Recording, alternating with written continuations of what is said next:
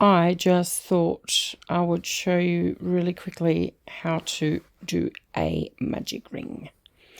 So, welcome to the Yarn Queens, where yarning is what we do best. I'm Denise. And I'm Narece.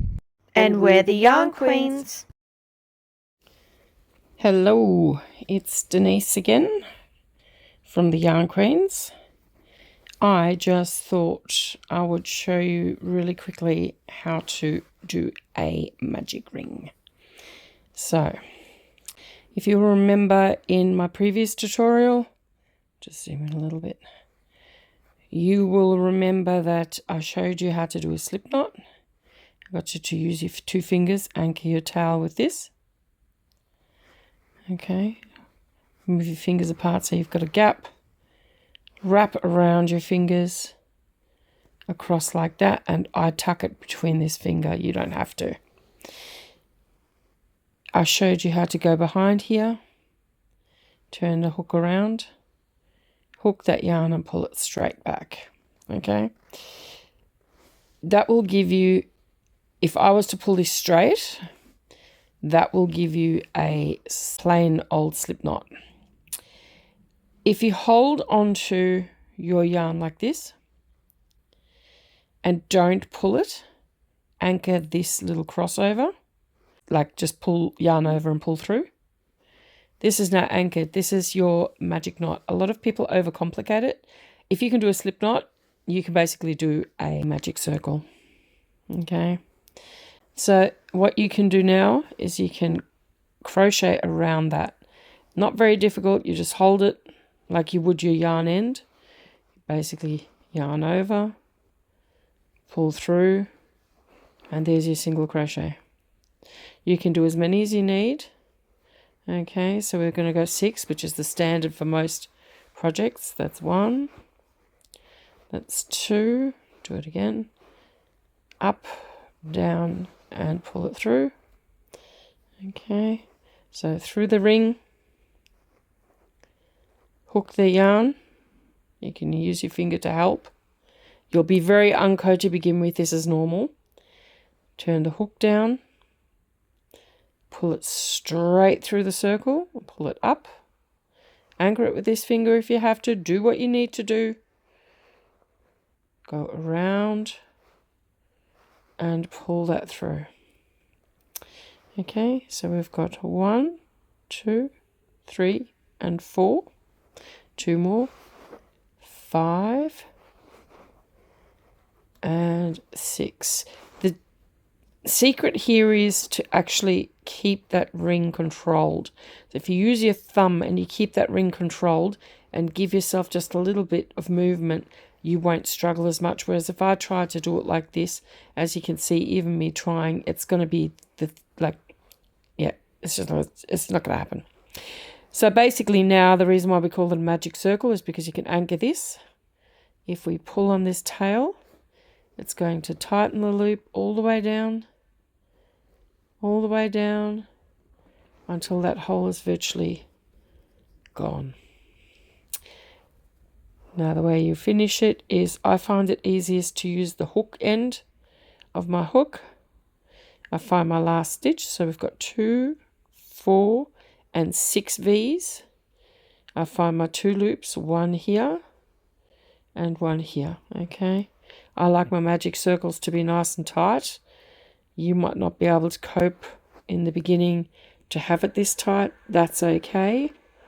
Again, go through, hook, pull it through, and now I'm going to teach you how to do a slip stitch. Slip stitch is just like a single crochet, except for you're not going to yarn over and pull through both loops. You're going to use this loop and you're going to one step further and you're going to pull it straight through that loop and then cinch it down. Okay, I can then tighten this loop again and there you have it. Okay, there's my magic ring. So this was just a quick one. You can then crochet into it as you would normally. So I like to crochet into my first one. Ooh, it's a bit tight. The first round is always going to be a nightmare, but you want a nice neat finish. Okay, so that's 1, And then you go through your second one. Usually it's 2, 2, 2, 2, 2, 2, 2 until you get 12. It's usually the first round, so I'll just show you that. So I'm just going to zoom out a little bit. 2, and then we're going to go through here again. Okay, 2. That's 4. I'm going nice and slow for you. It's 1 and another one, 2. Another thing, when I'm crocheting for you and teaching, I'm actually looking through my phone screen to crochet. I'm not actually looking at my hands. So that brings a whole new dimension to crocheting because you're not used to it. It seems like, oops, your hands are a bit dismembered. Did you see that? I just split my thread. No reason to panic. Remember what I said in my last tutorial? If you haven't seen it, please go back and watch it. If you pull on your thread, you will actually, like say I go through here and I'm going to yarn over, I can actually pull to make that stand up nice and easy so that I'm not making the loops too small to go through. Okay, so how many do we have? I've lost count. I think I need one more in here.